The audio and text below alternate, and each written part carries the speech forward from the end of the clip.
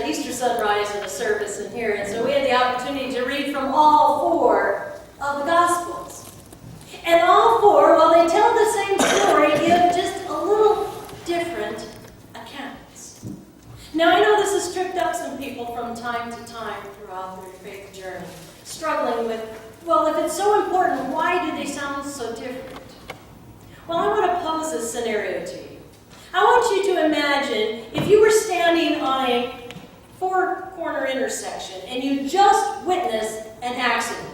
And you looked over and you saw that there were 3 other people that witnessed the same accident.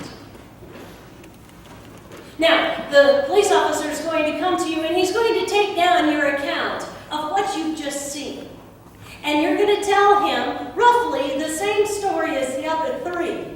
But from your perspective, from your point of view, where you were standing at that day, what was going on in your mind, if you were distracted, or what you were paying attention to, or what your favorite color is, or who knows, will depend on the events that register in your mind first, the ones that make the biggest impression. When we look at the 4 different Gospels, they tell the same message. But depending on who was there and who experienced what, it is written a little differently. So when we combine the 4 together, we get the bigger picture of what happened that Easter morning. See, Matthew was more into the details. We didn't read him yet, but he's more about the earthquake that happened, the phenomenal events that caused this huge, gigantic stone to be moved. Because in Mark, the women come to put spices on the body, and that's the first thing going through their head. How are we going to move this stone?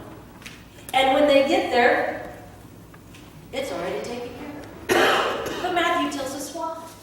And he says the guards that were posted on either side, when the earthquake happened and the angel showed up, they stood there in fright and they literally passed out from being terrified.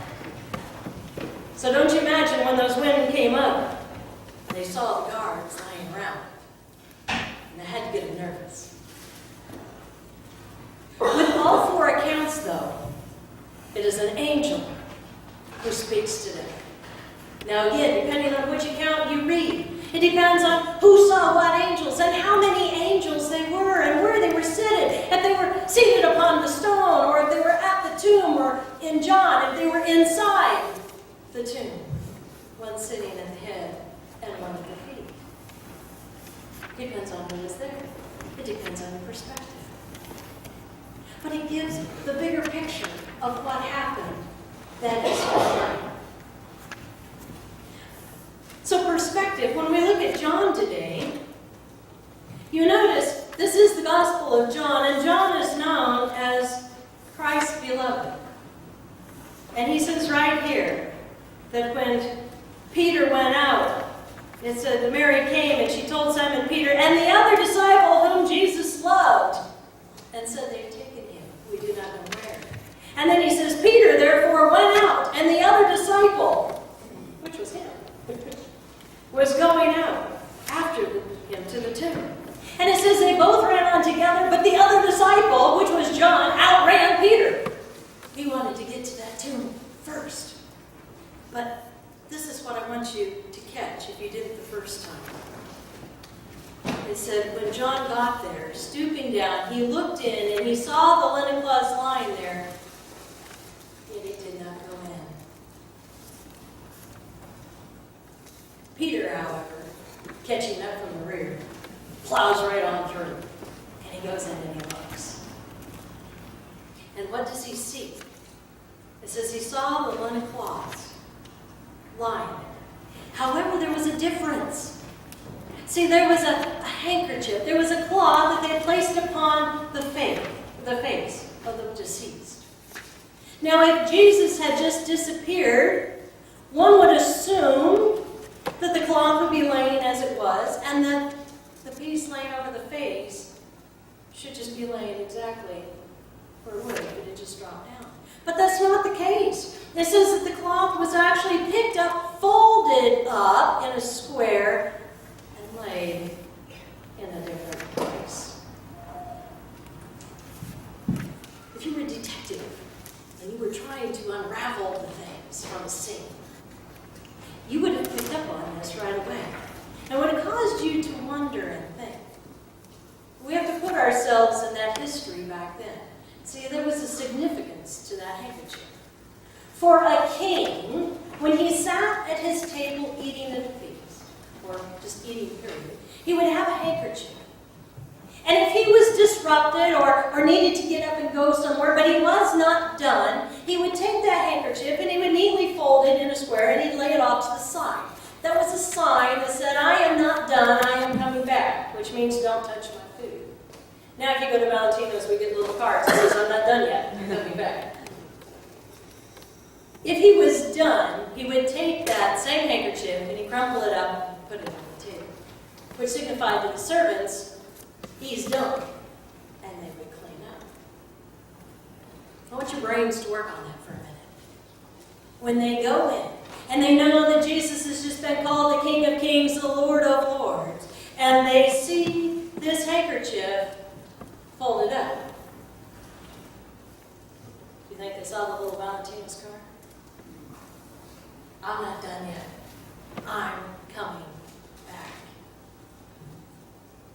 I don't know if that completely registered with them at the time, but obviously, much later, it did with John, because he includes it.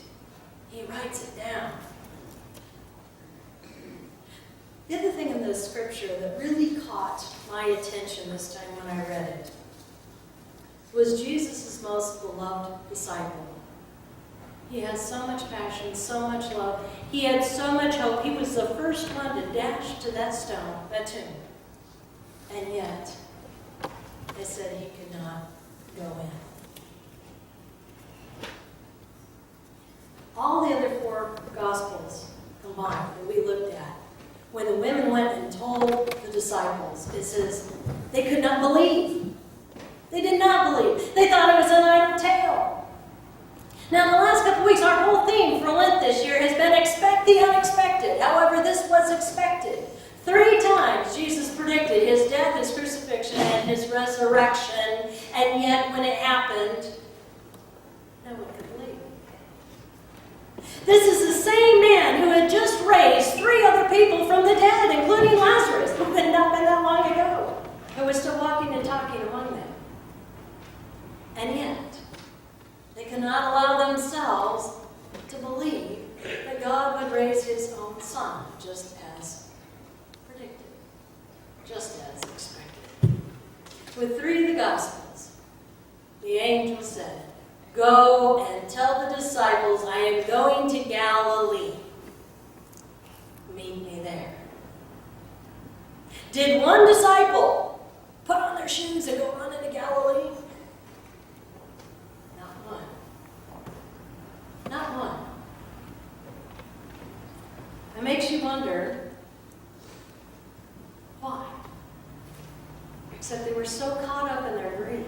They were so caught up in the here and now, and the drama that was going on, and the soldiers that could be busting through to arrest them at any moment, and the loss of their friend, and the wondering, everything that we've been following for 3 years, is it real or is it not real? We just saw him die.